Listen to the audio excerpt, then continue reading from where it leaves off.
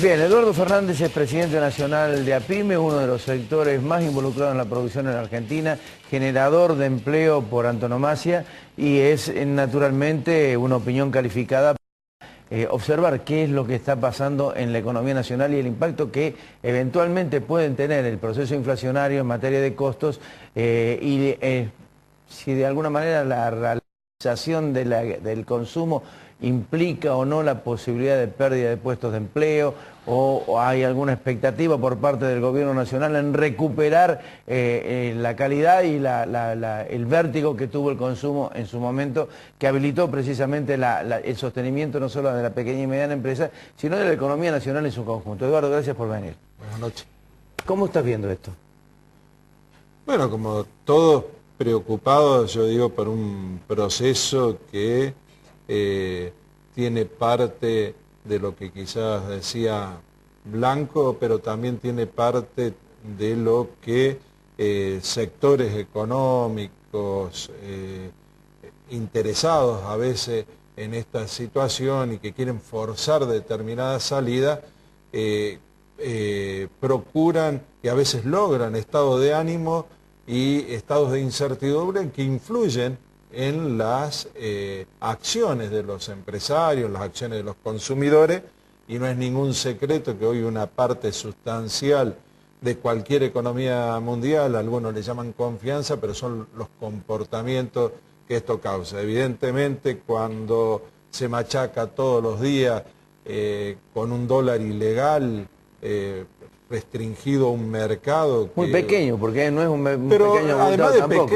pequeño espurio, es muy probable que no solamente ahí se esté lavando, y seguramente se está lavando dinero ilegal, que es lo que tienen que saber, sino que no responde a ningún parámetro. Por ejemplo, si quisiéramos decir, bueno, es lo que refleja el proceso inflacionario en realidad y es con ese valor que se protegería la industria o la producción nacional y nos tornaría competitivos, pero en realidad, aún con el índice inflacionario Congreso o con cualquiera de los índices que en realidad no nos están indicando lamentablemente ni los oficiales la realidad, no se condice esos aumentos, esos movimientos que, como decía Alfredo hace un rato, son más bien de orden especulativo, pero que crean una sensación y que quizá en lo económico, sobre todo los pequeños y medianos empresarios que ven transcurrir los procesos económicos y que siempre han sido, después de los trabajadores, los primeros perjudicados, cuando hay ajustes, cuando hay maniobras de tipo virulento, tratando de recomponer situaciones, son, como suelen decir comúnmente, la mortadela del sándwich. Causa cierta preocupación. Y cuando los analistas económicos confunden y cada teoría respecto a la inflación es puesta como la clasificación o la calificación del modelo económico como tal. Entonces, el modelo subsistente que vino protegiendo nuestra industria, reactivando empleos, recreando empresas, hay que recordar, nosotros los otros días, y seguramente va a salir una estadística de las EPYME, se han recreado más de 100.000 empresas desde el 2003, casi 2004, hasta ahora que se ha empezado a seguir ese mapeo, ese mapa PYME. La recreación del empleo es una situación que es distinta. Las situaciones macroeconómicas también son, pero los latiguillos de que la emisión monetaria y que le están dando a la maquinita es el argumento y por lo tanto trae como consecuencia el enfriamiento del gasto público y por lo tanto el ajuste, que ya lo hemos vivido como contrapartida, yo creo que no se lo termina de decir cuando se dice el diagnóstico, o cuando se pone el diagnóstico de decir, bueno, se han utilizado herramientas del Banco Central para aumentar el monto de capacidad prestable al Estado Nacional, y ¿qué se prefiere? ¿Que se recurra a la banca y quedar hoy en merced de la presión de la banca.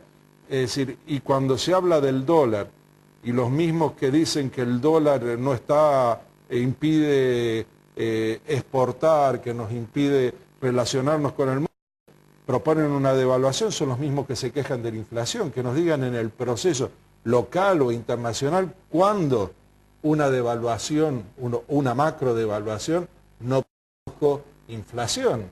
Es decir, me parece que nosotros en torno a todo esto hay un bombardeo donde nosotros pedimos como pequeños y medianos empresarios que el debate sobre los precios se inauguren algunos debates que se deben, que es la estructura productiva de nuestro país, el carácter oligopólico de muchas de sus ramas, las principales ramas.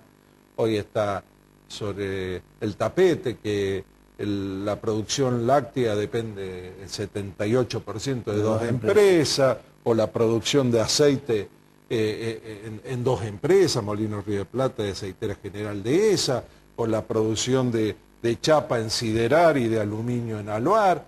Es decir, cuándo vamos a ver las cadenas de valor, y nosotros decimos que para llegar a acuerdos de estabilizar precios, también esto tiene que encerrar un acuerdo entre todos los sectores. Los interesados fundamentalmente serían los trabajadores, los ingresos fijos, y los vemos medios ausentes en este esquema que se está pergeñando de control de precios. Y no decimos que esté mal no el control, el acuerdo de precios, un acuerdo voluntario, pero lo han hecho también con las grandes cadenas, dejando liberado a la inmensa mayoría del comercio pyme a su suerte, y en formas de negociar. Es decir, tenemos cierto grado de la producción de carácter oligopólico por razones históricas. Estamos recordando en estos días el 24 de marzo. Yo creo que en el 76 empieza este proceso de destrucción y de concentración económica, ¿no?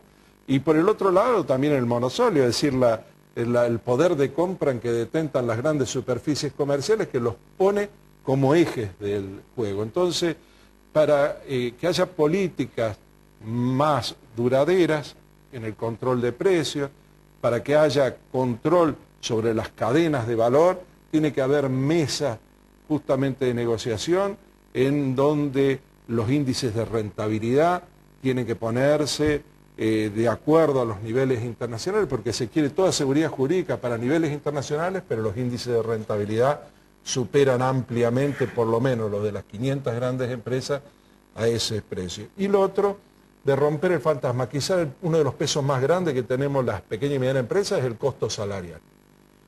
En índice promedio en las grandes empresas anda en el 10% sobre el precio de venta el costo salarial.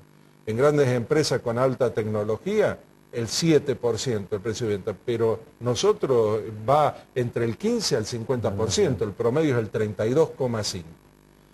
Y hay que decir que si se aumenta el 25% de los salarios en una gran empresa que tiene el 10% de incidencia de costo salarial sobre el precio de venta, ¿sabes cuánto tendría que aumentar durante el año los precios? Porque la aplicación también salarial, 2,25 para mantener el mismo nivel. Entonces, pero no es lo mismo en la pequeña y mediana empresa. Obviamente. Entonces, hay una que sentarse de ese tipo, qué estructura, de día 50, imposible, o día este 35. tipo de estructura de control de precios, sin quererlo, sin ser ese objetivo, va a favorecer a la concentración. Ahora, yo te escuchaba, digo, muy bien.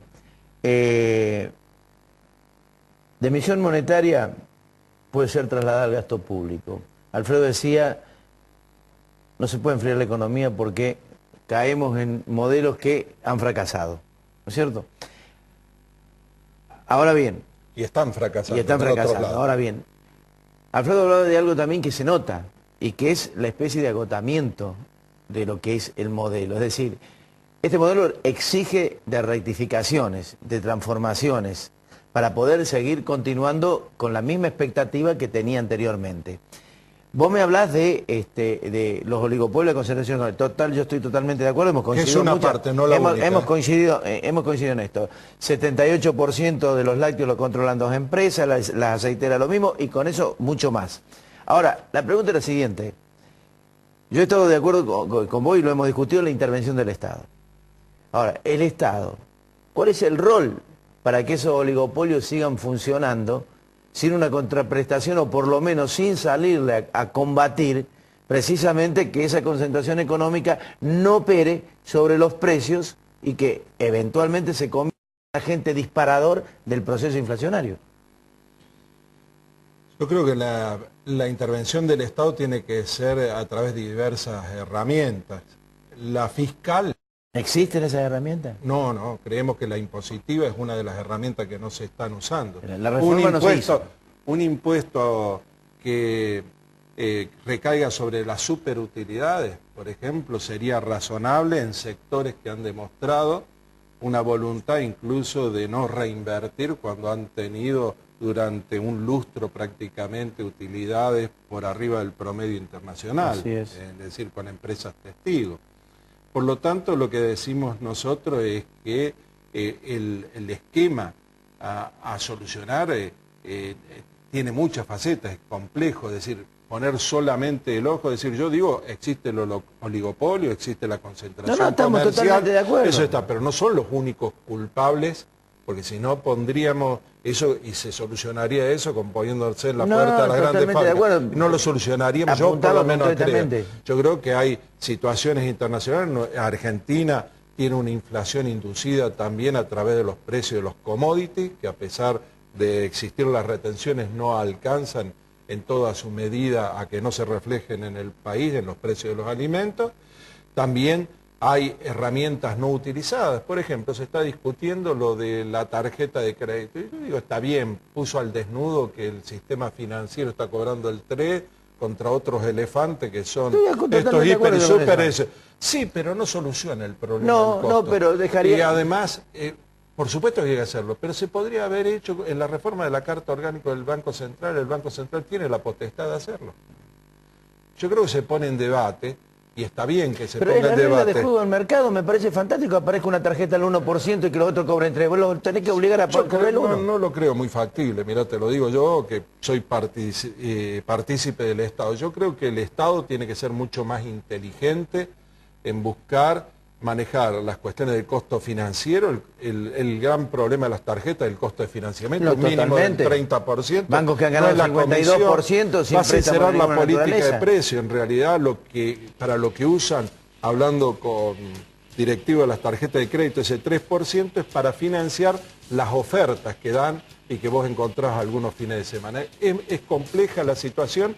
Yo lo que llamo es no a comprar receta, porque la simplificación tiene un hondo contenido político, y ya hemos visto. Pero considerás que hay que hacer rectificaciones. Yo considero que hay que avanzar, es decir, y esto con más presencia del Estado, mucho más inteligente y mucho más consenso.